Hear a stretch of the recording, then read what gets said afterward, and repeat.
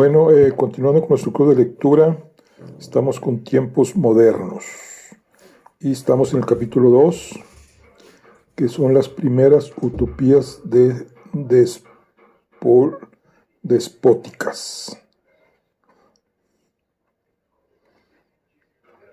Muy bien, vamos a continuar. Dice, hacia fines de 1920, el año decisivo, las nacionalidades que aún no habían escapado quedaron sólidamente encerradas en el Estado soviético.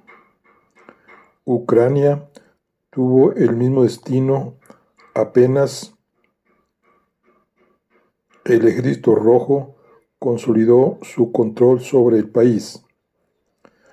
La clave era el concepto leninista de la unión voluntaria.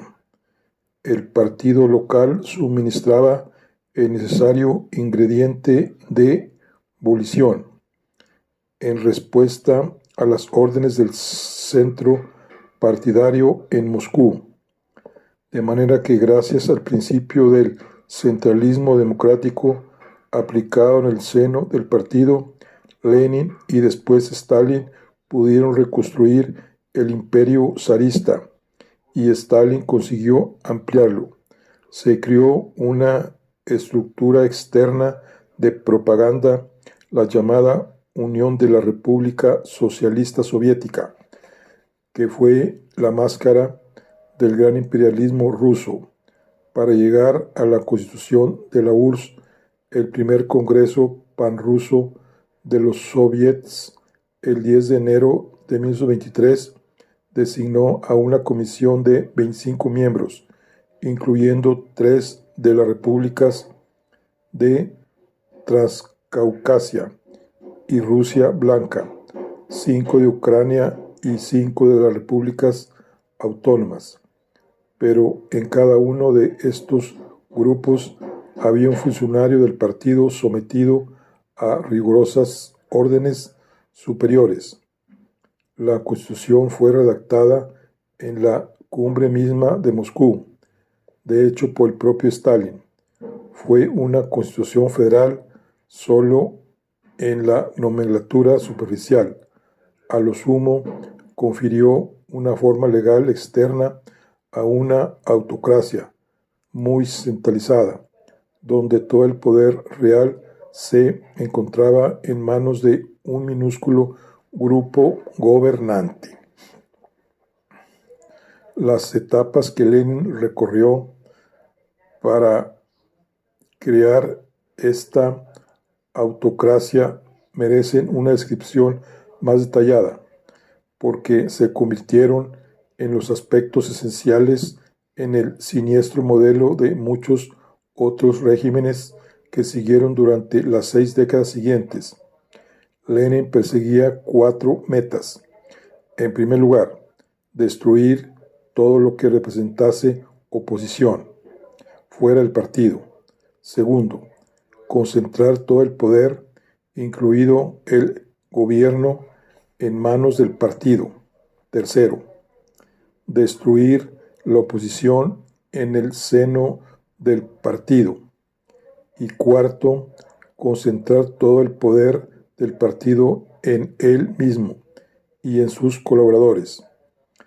En la elaboración de la Constitución y la creación de la URSS, las 4 metas fueron perseguidas simultáneamente, aunque algunas concretaron con más prontitud que otras.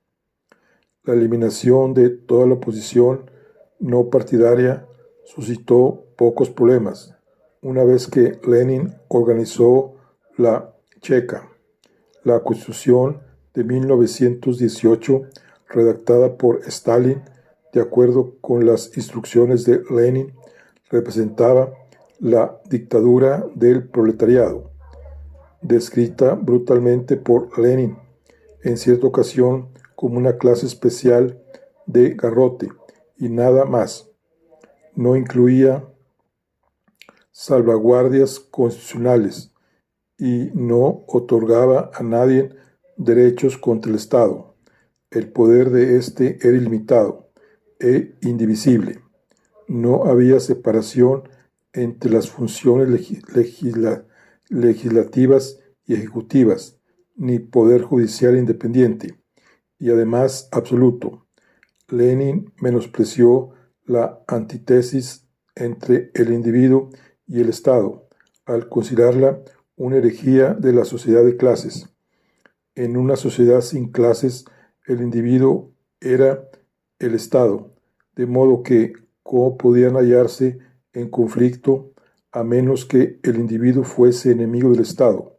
Por lo tanto, no podía hablarse de igualdad de derechos o de que un hombre equivaliera a un voto.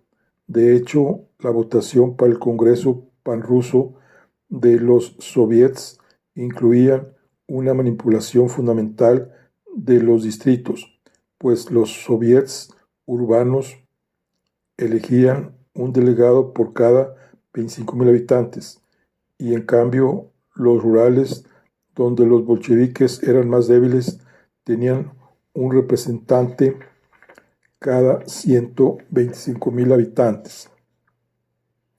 En definitiva, se negaba el voto y otros privilegios civiles a categorías enteras de personas y a innumerables individuos, y la Constitución incluía entre sus principios generales esta lacónica observación: en el interés general de la clase trabajadora, el Estado priva a los individuos o a grupos determinados de los privilegios que ellos pueden utilizar en perjuicio de la revolución socialista. Aunque los bolcheviques controlaron todos los órganos representativos, a partir de 1918, los políticos opositores se mantuvieron en escena un tiempo, si bien miles fueron fusilados en el curso de la Guerra Civil. En mayo de 1920, la delegación laborista británica que visitó Moscú, de acuerdo con Bertrand Russell, gozó de libertad total para ver a los políticos de los partidos opositores. 6 meses después, el octavo Congreso Panruso de los Soviets fue el último que aceptó delegados que adherían al menchevismo o al socialismo revolucionario, e incluso estos habían perdido mucho tiempo antes su derecho al voto. Por esa época, Martov, el único socialdemócrata importante que aún quedaba, había salido de Rusia y había denunciado al bolchevismo en el Congreso de Halle de los socialistas independientes alemanes.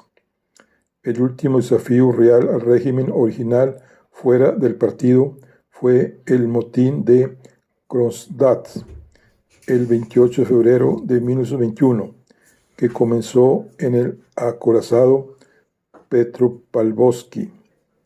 Los marineros habían sido siempre las cabezas calientes de la revolución. Creían realmente en la libertad y la igualdad. Alimentaban la absurda idea de que también Lenin compartía tales convicciones.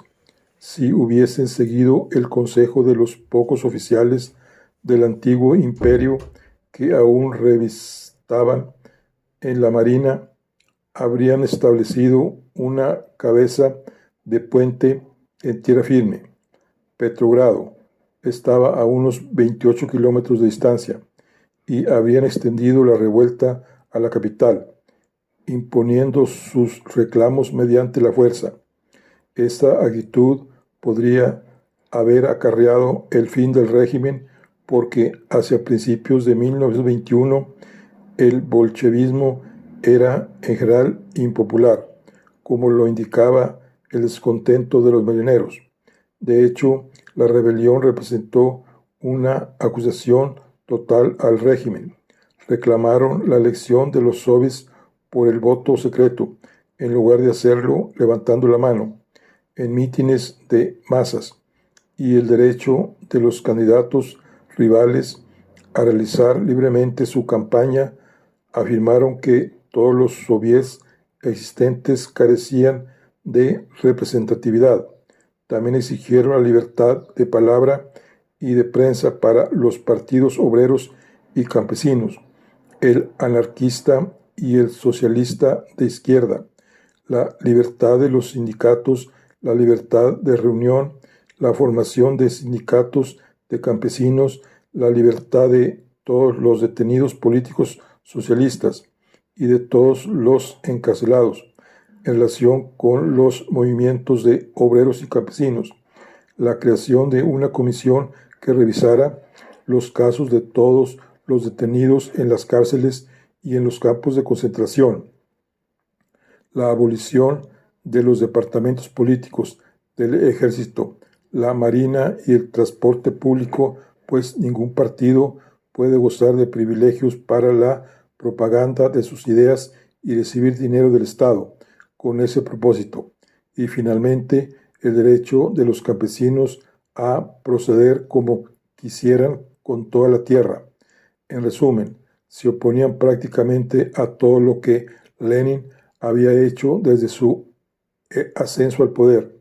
Lo menos que puede decirse es que se mostraron ingenuos al suponer que siquiera uno de estos reclamos sería satisfecho, salvo a punta de pistola, y por cierto, pasando sobre el cadáver de Lenin. Los marineros no extendieron a tierra firme la rebelión y el régimen pudo organizarse. La fortaleza fue tomada por asalto el 18 de marzo y los atacantes avanzaron sobre el hielo. Trujambesky, que estaba al frente de las tropas, utilizó a los jóvenes cadetes de los colegios militares que debieron ser empujados a punta de pistola por un grupo de 200 bolcheviques desesperados, extraídos del 10º Congreso del partido. La posición del régimen fue que el motín había sido promovido desde el exterior por los guardias blancos y que había sido encabezado por exoficiales zaristas. No hubo juicios públicos, pero Lenin seleccionó cuidadosamente, con destino a su publicación, una lista de 13 cabecillas, que incluía a un ex sacerdote, 5 exoficiales y 7 campesinos. Centenares, quizá miles de personas fueron asesinadas después de aplastada la insurrección, aunque es probable que jamás se conozcan los detalles. El episodio ha sido sepultado por la historiografía soviética debajo de una enorme pirámide de mentiras. Una vez reprimido el motín, Lenin decidió que ya no toleraría ninguna forma de actividad política fuera del partido. Afirmó que todos los que no estaban en el partido eran sencillamente mencheviques y socialistas revolucionarios, disfrazados con el moderno atuendo apartidario de Kronstadt. A esas criaturas, agregó, debemos enviarlas a la seguridad de la cárcel o remitirlas a Martow, en Berlín, para que gocen gratuitamente de todas las bellezas de la democracia libre. Después de esta declaración, realizada en mayo de 1921, la Checa actuó con prontitud para anular todo lo que restaba de la actividad socialdemócrata. Ese verano presenció la extinción de la oposición política visible al Estado de Lenin. Este había ofrecido a los que no eran comunistas la alternativa que afrontó durante varias décadas: el silencio aquiescente, la cárcel, el silencio aquiescente, la cárcel o el exilio. Al mismo tiempo comenzó el proceso que determinó que la alineación al partido fuese esencial para ocupar un cargo importante en el Estado y en sus órganos que proliferaban sin tregua. En tanto que partidos gobernantes, escribió Lenin en 1921, no podemos evitar la fusión de las autoridades soviéticas con las autoridades partidarias. En nosotros se fusionan y continuarán haciéndolo. Por su parte, Kamenev afirmaba: gobernamos Rusia y podemos gobernarla solo por medio de los comunistas. Se ordenó a estos últimos que se hicieran cargo de la red de la administración estatal, ferrocarriles, suministros de alimentos, control, ejército, tribunales, etc. Los sindicatos y todas las fábricas y talleres, incluso los baños públicos, los comedores y otros organismos de bienestar, las escuelas y los comités de vivienda. En todas las áreas debían formarse fracciones organizadas y votar unificados. La afiliación al Partido Comunista ahora resultaba esencial para ascender. El partido había pasado de 23.600 miembros en 1917 a 585.000 a principios de 1921.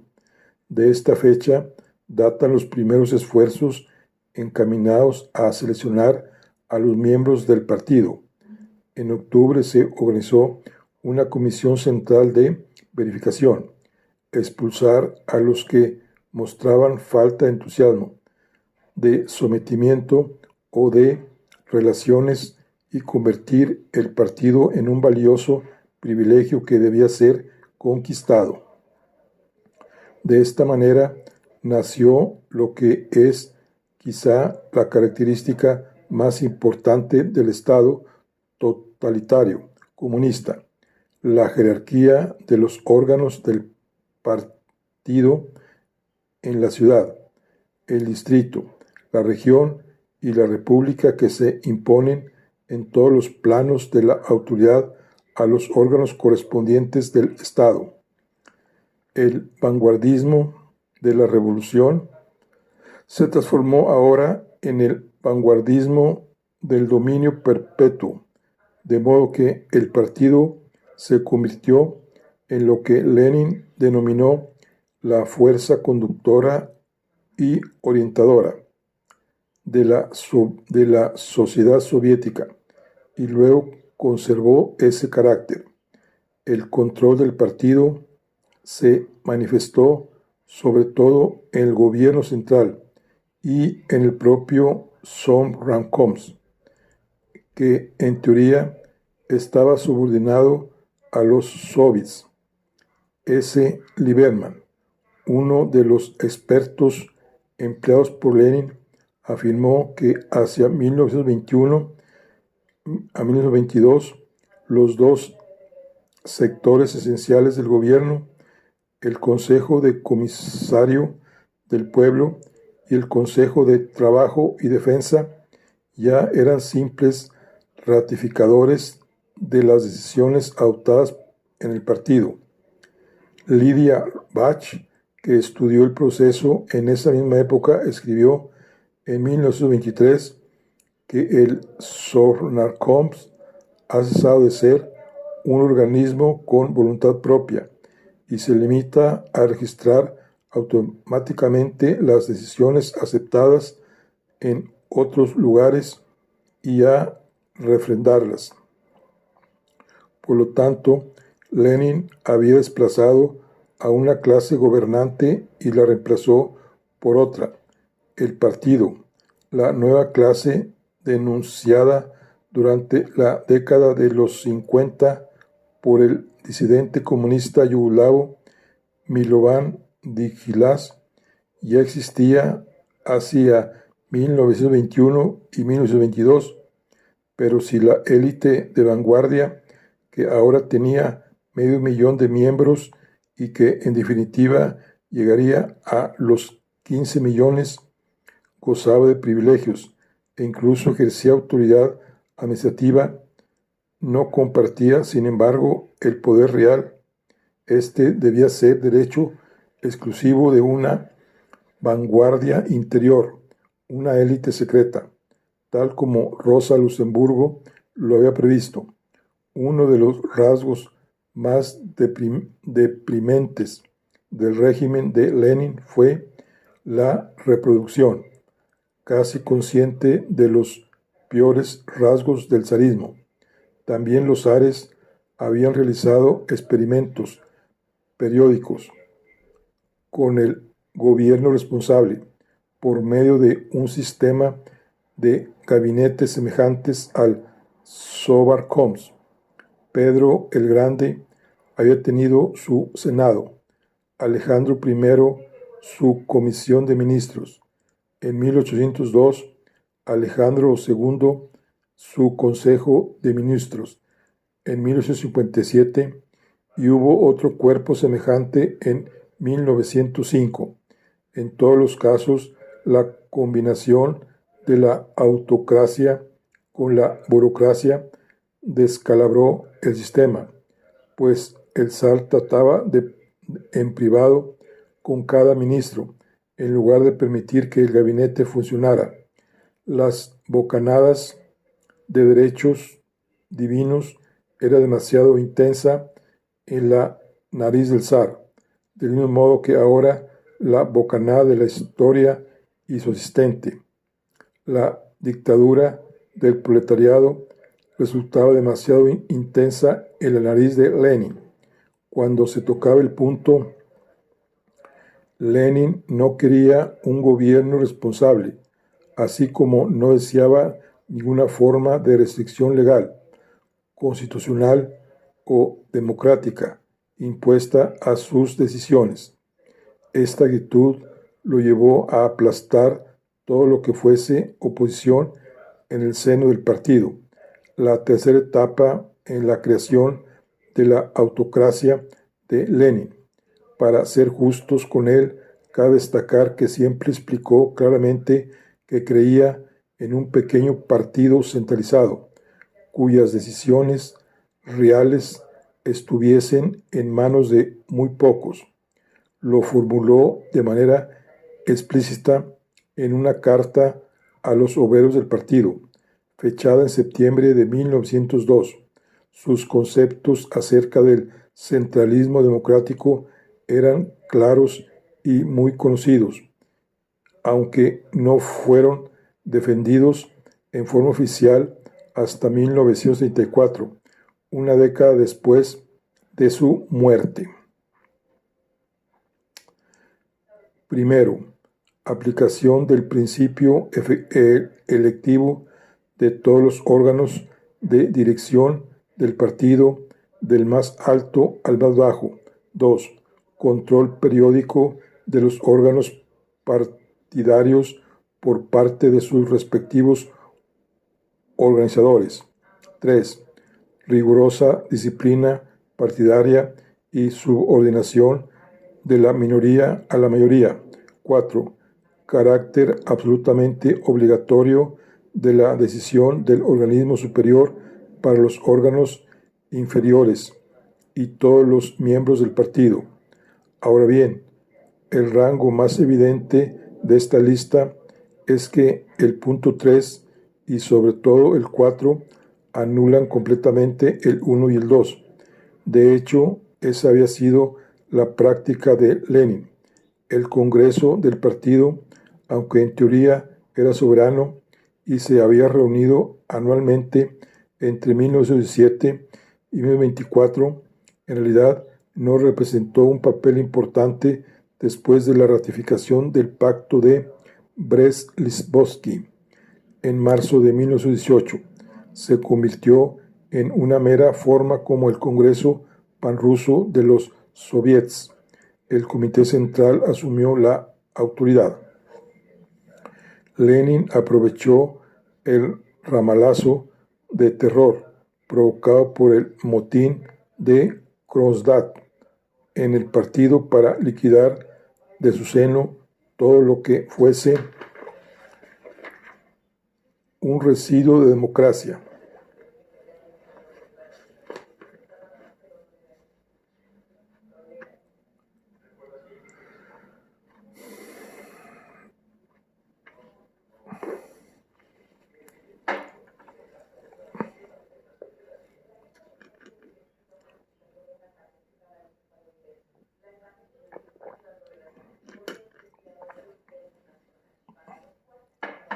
En el 10º Congreso del partido, que se celebró cuando aún no se había aplastado a los rebeldes, dijo a los delegados, 9 de marzo de 1921, que había llegado el momento de conferir carácter monolítico al partido. Camaradas, ahora no necesitamos una posición. Este no es el momento oportuno, de este lado o del otro, con un rifle, no con la oposición. Camaradas, ahora no más oposición. Ha llegado el momento de terminar con ella, de taparla. Ya hemos tenido suficiente oposición. Debían terminar con el lujo de la discusión y las disputas. Era mucho mejor discutir con los rifles que con las tesis de la oposición. Debido a la influencia de este discurso y quizá temiendo que si el motín triunfaba, todos acabarían ahorcados en un lapso de 2 semanas, los camaradas concentraron maravillosamente sus mentes y aprobaron una serie de resoluciones que dieron a Lenin todo lo que él deseaba. Incluyeron una cláusula secreta denominada Punto 7, que otorgaba al Comité Central plenos poderes para aplicar todas las medidas de castigo partidario, incluso la expulsión del partido, cuando se observase una falta de disciplina, el renacimiento de la tendencia a fraccionar o la tolerancia frente a ella. Dicha expulsión era aplicable incluso a los miembros del Comité Central por el voto de los 2/3, y el Comité Central no necesitaba siquiera remitir el asunto al Congreso, que por lo tanto abdicaba de su autoridad. Más aún, ahora se equiparaban el delito de fraccionalismo al de contrarrevolución, de modo que la totalidad de las fuerzas represivas reservadas hasta ese momento para los enemigos del partido podían utilizarse ya contra los miembros de este, que serían juzgados y condenados en secreto. Algunos de los presentes tenían cabal conciencia de los riesgos. Karl Radek, el mismo que había comprado a Lenin aquel par de zapatos, dijo al Congreso: al votar esta resolución, pienso que bien puede volverse contra nosotros, y sin embargo la apoyo, que en momentos de peligro el Comité Central adopte las medidas más severas contra los mejores camaradas del partido, si lo juzga necesario, incluso que el Comité Central se equivoque. Ese es menos peligroso que la vacilación que ahora se observa. Sabía que la democracia estaba firmando su sentencia de muerte, lo que Radek y muchísimos otros presentes no comprendió, en que estaba firmando su propia sentencia de muerte. Es indudable que esta falta de conciencia respondió al hecho de que en general no se percibía ni siquiera en los niveles más altos del partido la medida en que el propio Comité Central había renunciado al poder con la intención de favorecer a pequeños grupos existentes en su mismo seno, incluida su propia burocracia. La burocracia partidaria era una creación intencional de Lenin. Este no solo desconfiaba, sino que detestaba profundamente a la antigua burocracia imperial, entre otras razones porque se veía obligado a utilizarla. Deseaba contar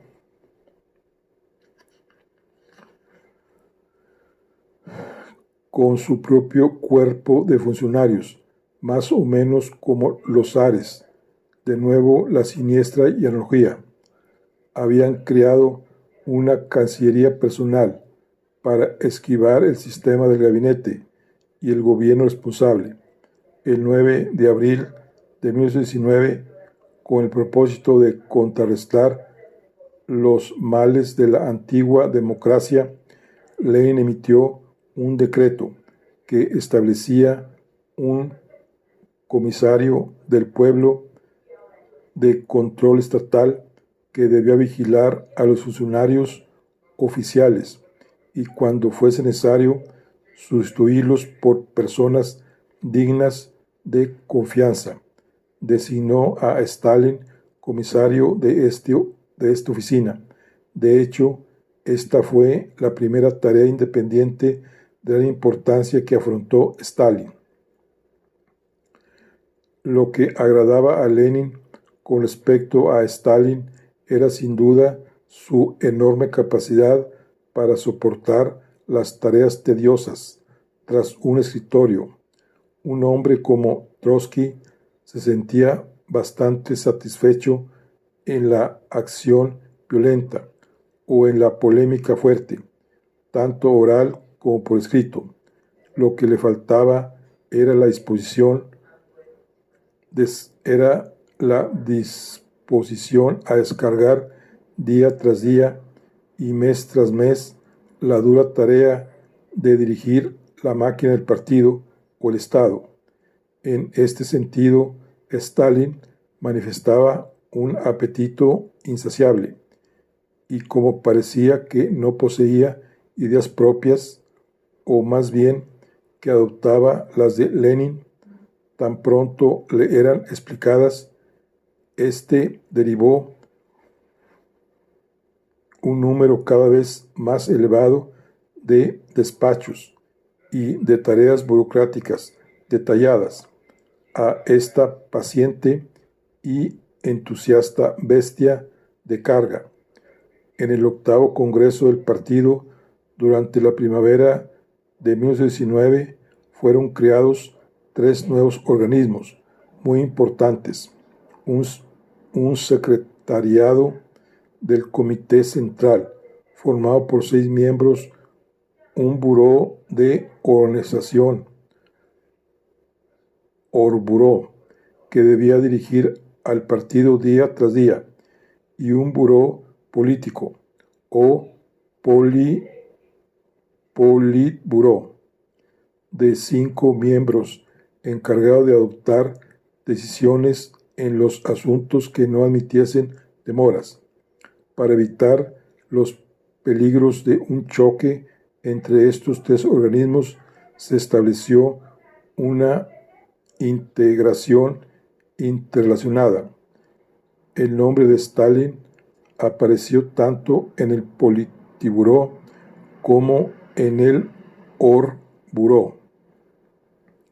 Gracias a esta multiplicidad de cargos, que incluía el desempeño en otros comités importantes y el ejercicio de su capacidad de trabajo durante los años 1919 a 1921, y sin duda en cumplimiento de las instrucciones de Lenin y con su total apoyo, Stalin comenzó a desplazar hombres en las laberínticas jerarquías del partido, el gobierno y los órganos soviéticos, con el propósito de obtener una máquina más homogénea, disciplinada y dócil, que respondiese por completo a la voluntad de Lenin. De ese modo adquirió un conocimiento inmensamente detallado de las personalidades en Rusia entera, tanto como en el centro, y poco a poco formó su propio grupo, pues llegó a conocérselo como el más consecuente proveedor de cargos. Durante todo este periodo fue el instrumento de Lenin. Era el burócrata perfecto y había encontrado el amo perfecto. Era un hombre dotado de una voluntad enorme y un sentido absolutamente claro de la orientación. El significativo que las manipulaciones de Stalin en los recesos del partido comenzaron a manifestarse por primera vez en el 10º Congreso del partido en 1921, cuando Lenin consiguió que el partido renunciara al poder sobre sí mismo. Este procedimiento, que en la práctica otorgó al Comité Central el derecho de dictar sentencias de muerte aplicables a todos los afiliados, incluidos los propios miembros del comité, determinó que Lenin se viese obligado a poseer una mayoría absolutamente segura de 2/3 en el Comité Central. Stalin la suministró. El Comité Central recientemente elegido incluía a muchos hombres que ya estaban vinculados con él: Komarov, Mijalov, Yarlovsky, Orsalonsky, Voroshilov, Frunze, Molotov, Petrovsky, Tuntal y otros miembros candidatos como Kirov, Kubicer, Chubar y Gusev. Era la legión dócil reclutada por Stalin en beneficio de Lenin.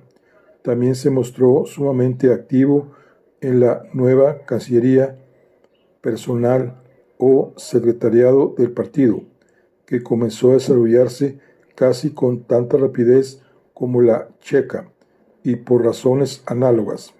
En mayo de 1919, ese organismo tenía un personal que llegaba a la cifra de 30. Ese número se elevó a 150 hacia el 9º Congreso del partido, en marzo de 1920, y el año siguiente, cuando Lenin destruyó la democracia en el partido, incluía a 602 personas, más su propio plantel de 140 individuos integrados por los guardias y los mensajeros. Finalmente, en el 11º Congreso del partido, Lenin dio a Stalin la posesión formal de este pequeño imperio privado que había creado con tanta dedicación, pues lo convirtió en secretario privado del partido, y sus secuaces Molotov y Kuividachev fueron los ayudantes. Este paso fue decidido en secreto y anunciado en una pequeña nota publicada en Pravda el 4 de abril de 1922. Uno de los bolcheviques, Preobrazhensky, protestó contra esa concentración del poder en la persona de Stalin. ¿Era concebible, preguntó, que un hombre pudiese atender el trabajo de 2 comisarios, así como la labor del Politburó, de Orgaburó y una docena de comités del partido? Al parecer, no se hizo caso de la protesta. 2 meses después, Lenin sufrió su primer ataque. Pero había completado la tarea. Había construido de manera sistemática en todos los aspectos esenciales la estructura más detallada de la tiranía estatal que el mundo había visto hasta ese momento. En el viejo mundo, las autocracias personales, excepto quizá durante breves periodos, habían sido fenómenos limitados, o por lo menos condicionados por otras fuerzas de la sociedad, una iglesia, una aristocracia, una burguesía urbana, antiguas cartas de derechos y tribunales y asambleas. Existían también el concepto de una fuerza externa restrictiva, bajo la idea de una deidad, un derecho natural o un sistema absoluto de moral. La nueva utopía despótica de Lenin carecía de tales contrapesos o inhibiciones. La iglesia, la aristocracia y la burguesía habían sido barridas. Todo lo que quedaban era propiedad del Estado o se encontraba bajo su control.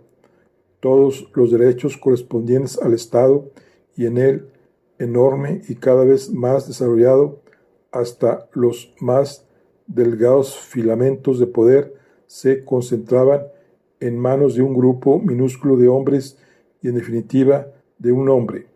Por supuesto, existía una complicada y pretenciosa estructura de representación, pero hacia 1922 no tenía el más mínimo significado. Uno podía explorar los vastos corredores vacíos y no hallaba una chispa de vida democrática. ¿Cómo podía ser de otro modo? Lenin detestaba la esencia de la democracia. Consideraba que sus formas eran sólo un medio de legitimar la violencia y la opresión. En 1917, el año en que asumió el poder, definió el Estado democrático como la organización destinada a promover el uso sistemático de la violencia de una clase contra la otra, de una parte de la población contra otra. ¿Quién era su criterio supremo?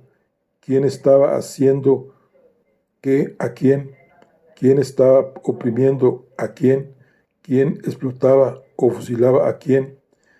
En el caso de un hombre que pensaba en esos términos, que al parecer era incapaz de concebir las cosas en otra forma, era posible imaginar un conjunto de disposiciones políticas que no tuviesen perfiles despóticos, que no estuviesen dirigidos por un autócrata y no se aplicasen mediante la violencia.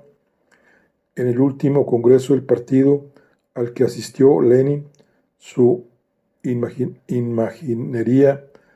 imaginación tuvo más que nunca perfiles militares, rifles, ametralladoras, pelotones de fusilamiento. Es indispensable, dijo, castigar de manera rigurosa, severa, inflexible, la más leve falta de disciplina. También expresó: nuestros tribunales revolucionarios deben fusilar. No se trataba de que esa actitud fuese deseable, sino que era absolutamente indispensable. No es que fuese posible, sino que era obligatorio. Lenin redactó personalmente el párrafo que continúa siendo hasta hoy la base en el derecho penal soviético del despotismo. La propaganda, la agitación y es lo que escribió Lenin, y la participación en una organización o la cooperación con organizaciones que tiendan a ayudar en lo más mínimo al sector de la burguesía internacional que no reconoce los derechos iguales del sistema comunista, que ha venido a ocupar el lugar del capitalismo y que intente derrotarlo por la fuerza, sea a través de la intervención, el bloqueo, el espionaje, el financiamiento de la prensa o cualquier otro medio, puede ser castigado mediante la muerte o la cárcel. ¿Qué más era este párrafo tan global como las palabras podían hacerlo que una autorización irrestricta para practicar el terror? En efecto, Ese fue un propósito, como el mismo Lenin lo explicó en una carta al comisario de justicia, Krusky, el 17 de mayo de 1922, en víspera de su ataque. El párrafo acerca del terror debe ser formulado del modo más amplio posible, pues sólo la conciencia revolucionaria de la justicia y la conciencia revolucionaria pueden determinar las condiciones de su aplicación práctica. Aquí Lenin estaba condensando su menosprecio de toda la vida por lo que fuera un sistema de ley moral, de la misma forma en que unos años más tarde Adolfo Hitler justificaría sus actos por referencia a lo que él denominaba la ley superior del partido. Lenin afirmaba que la conducta revolucionaria era la única idea moral que debía aplicarse en la gigantesca maquinaria de masacre y crueldad con que él había creado. Es posible que Lenin creyese que la existencia de lo que él denominaba una conciencia revolucionaria, sin duda creía poseerla. Hasta fines de 1918 intervino de tanto en tanto en la campaña del terror para salvar la vida de alguien a quien conocía personalmente, pero la totalidad de sus restantes actos y dichos verbales y escritos en pronunciamientos públicos y cartas privadas implicaban acicatear a sus subordinados para que acentuaran su salvajismo, sobre todo hacia el final. No cabe la mínima duda de que Lenin estaba corrompido por el poder absoluto que había forjado para sí mismo. Otro tanto cabe decir de sus colegas. El proceso mismo de la revolución violenta, seguido por la autopreservación mediante la violencia, inevitablemente destruyó la conciencia y todos los restantes elementos idealistas. Esta cuestión había sido bien aclarada una década antes por el sabio y melancólico anciano polaco Joseph Conrad en su novela acerca de la revolución Under Westrich Eis, 1911.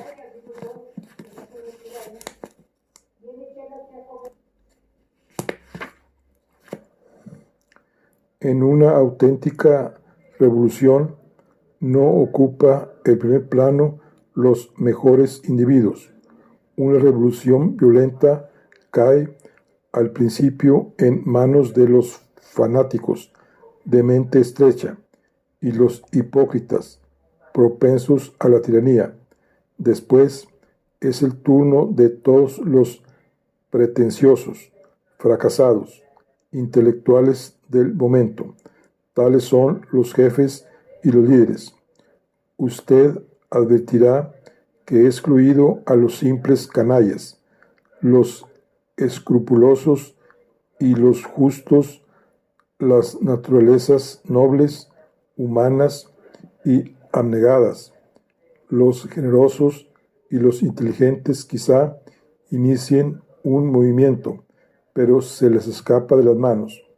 No son los líderes de una revolución, son sus víctimas, las víctimas de la repugnancia, de la desilusión, a menudo del remordimiento, las esperanzas traicionadas grotescamente, los ideales caricaturizados. Tal es la definición del éxito revolucionario.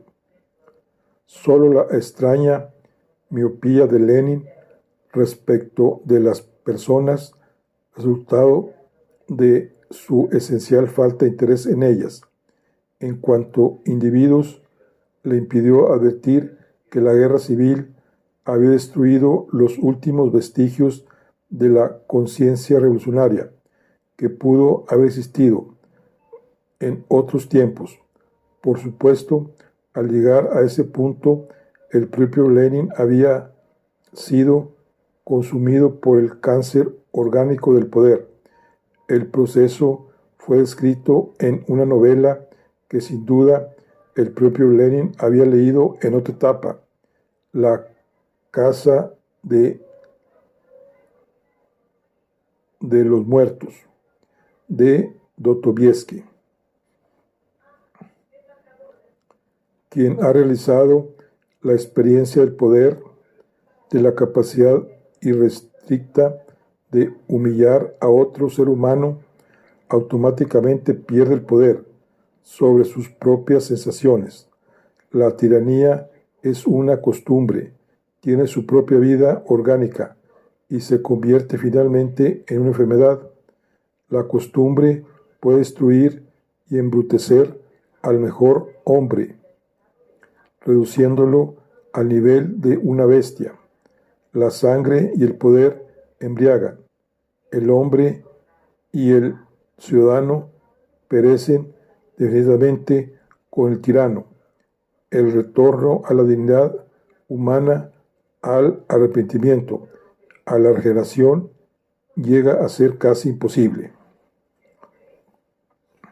Ciertamente, Lenin nunca manifestó el más mínimo pesar en relación con la obra de su vida, aunque durante los últimos 2 años y medio fue un ser enfermo, irritado, frustrado y en definitiva impotente.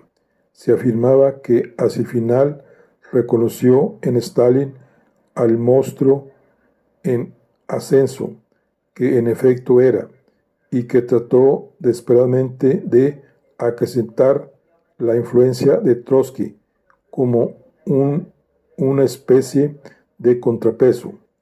Uno desearía creer que Lenin se convirtió en víctima de su propio despotismo, pero los hechos de ningún modo están claros. Sin embargo, existe un elemento sugestivo y siniestro. Como parte de su proceso de deshumanización, Lenin había insistido desde el comienzo de su gobierno en que los órganos partidarios se interesaran por la salud de los principales miembros del partido y les ordenaran, sobre la base del consejo médico, que se tomaran licencia, se hospitalizaran y descansaran. A mediados de 1921, Lenin comenzó a sufrir severas jaquecas. El 4 de junio, el Orgaburó le ordenó que tomara licencia. Lenin desobedeció la orden. Se tomó un descanso de 1 mes en julio y luego comenzó a trabajar menos. En agosto llegaron nuevas órdenes del Politburó. Reanudó el trabajo normal el 3 de septiembre, después de casi 3 meses, pero a principios de diciembre su salud empeoró y Lenin pasó más tiempo en su casa de campo en Gorki, en las afueras de Moscú. Durante las primeras semanas de 1922 se impartieron otras órdenes, en el sentido de que debía trabajar poco o descansar del todo, y en teoría debía visitar Moscú solo con autorización del secretariado del partido. Ejerció su influencia a lo largo del 10º Congreso del partido, pero oficialmente presidió unas pocas comisiones. Había salido de Moscú para iniciar un nuevo descanso cuando sufrió su primer ataque, el 25 de mayo de 1922. Tuvo que retirarse de la actividad durante varios meses y cuando regresó al trabajo el 2 de octubre, el secretariado, en nombre del Comité Central, impuso un régimen riguroso y le impidió el acceso a los documentos. No cabe ninguna duda de que Stalin fue el agente más activo de esta restricción médica, y el 13 de diciembre él mismo se había designado formalmente supervisor de la salud de Lenin. Esta situación condujo de manera directa a la ruptura entre Lenin y Stalin. Este último descubrió que Lenin había estado trabajando en secreto, contrariando las órdenes del partido, y sobre todo que había estado dictando cartas a su esposa. Insultó por teléfono a Krupski y amenazó con someterlo a una investigación de la Comisión Central de Control. El 24 de diciembre, Lenin dictó su testamento. En él analizaba a 6 líderes soviéticos dando sus nombres. Decía de Stalin que tenía demasiado poder y que podía usarlo con escasa precaución. Afirmaba que Trotsky, que estaba en exceso preocupado por el aspecto puramente administrativo de las cosas. Administrativo era el eufemismo que Lenin utilizaba para referirse a la fuerza y el terror. La noche del 30 de diciembre, Lenin dictó otra nota que mostraba una hostilidad cada vez más acentuada hacia Stalin, y sus 2 últimos artículos fueron ataques a la Comisión de Control de Stalin. El 4 de enero de 1923, Lenin agregó una postdata a su testamento: Stalin es demasiado grosero, y eso resulta intolerable en un secretario general. Por lo tanto, propongo a nuestros camaradas que consideren el medio de apartarlo de ese cargo. La noche del 5 de marzo, Lenin escribió a Stalin, reprendiéndolo por los insultos telefónicos a su esposa y diciéndole que debía disculparse o afrontar la ruptura de relaciones entre nosotros. 4 días después sobrevino el segundo y más grave ataque que privó a Lenin del habla, el movimiento y el pensamiento. El último ataque provocó su muerte en enero de 1924, pero a esa altura de las cosas su actividad había cesado totalmente. De este modo, Lenin legó a su sucesor todos los elementos de un despotismo personal que funcionaba febrilmente. Mientras tanto, ¿cuál había sido la suerte de la utopía? En 1919, el periodista norteamericano Lincoln Stephens había acompañado a una misión oficial norteamericana enviada por Wilson a Rusia para comprobar qué sucedía en ese país. Al regreso, Bernard Baruch le preguntó cómo era la Rusia de Lenin y Stephen contestó: estuve asomándome al futuro y funciona.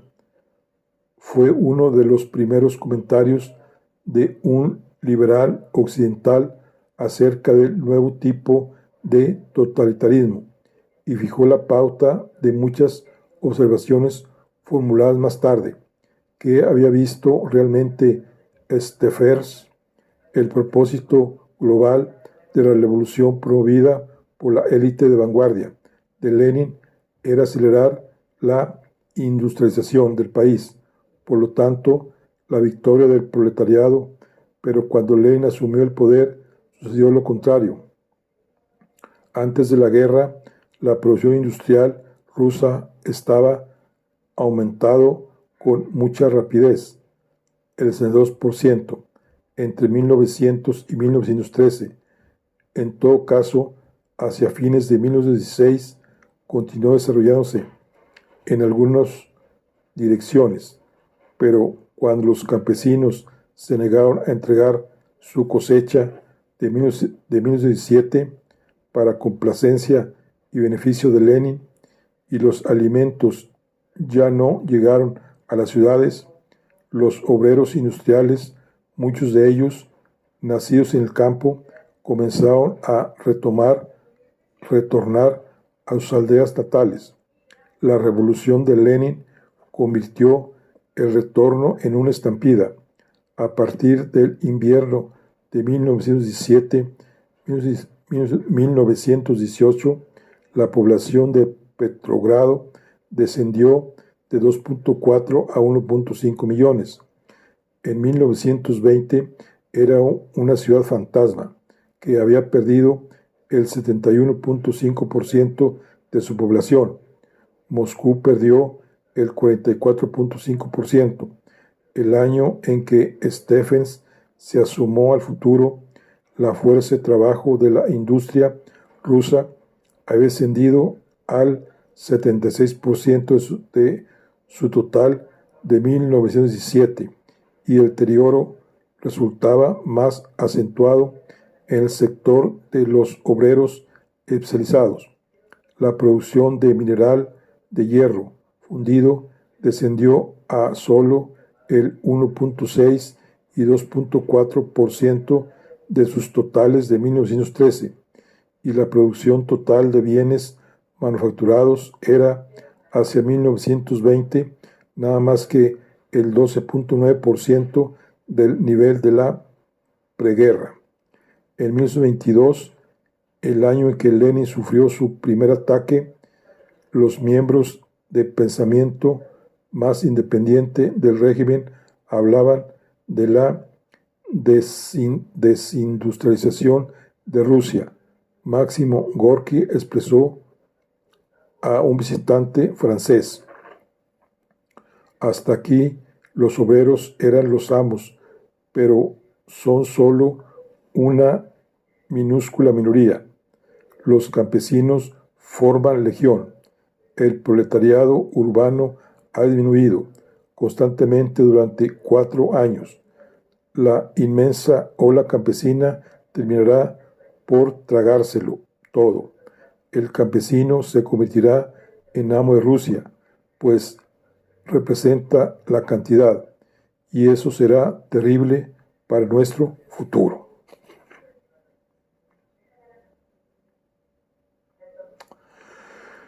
Bueno, pues aquí está, aquí concluimos la charla que le doy. Aquí está donde ya Lenin se retira del poder, fallece, y ya queda toda la enseñanza y queda el camino libre para el inicio de Stalin. Pero esto lo vamos a ver en nuestra próxima charla. Por lo pronto, aquí concluimos el de hoy. Nos vemos en la siguiente. Hasta luego.